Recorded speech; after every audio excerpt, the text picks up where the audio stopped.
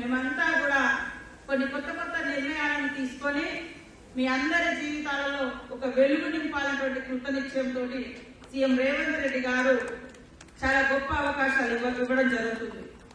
మీరు చూస్తే గతంలో డిజేబుల్ డిపార్ట్మెంట్ కు కేవలం 1 crore రూపీసే వచ్చేది ఇయర్. కానీ ఈసారి 75 కోట్ల రూపాయలు, 1 కోటి రూపాయలు ఇచ్చేటువంటి మన డిపార్ట్మెంట్ కు వచ్చేది గతంలో. కానీ ఈసారి 75 crores రూపీస్ మన డిజేబుల్ అండ్ మన డిపార్ట్మెంట్ కి ఇవ్వడం జరిగింది.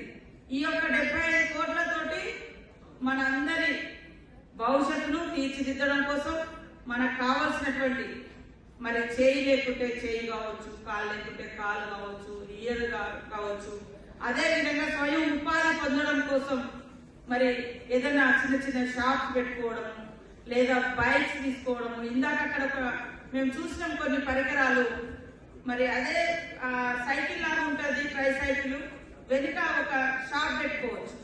ఏదైనా బిజినెస్ స్మాల్ వెండర్ లాగా చిన్న వ్యాపారం అట్లాంటివి కూడా మనం ఏర్పాటు చేసుకోవడానికి అట్లాంటి పరికరాలను అందించి మిమ్మల్ని ఆర్థికంగా ముందంజలో ఉంటూ సామాజికంగా ఈ సమాజంలో మనం ఎక్కడా కూడా తీసిపోమనే విధంగా ముందుకు తీసుకురావే లక్ష్యంతో ఈ రోజు మన శాఖ పనిచేస్తుందని తెలియజేస్తాము.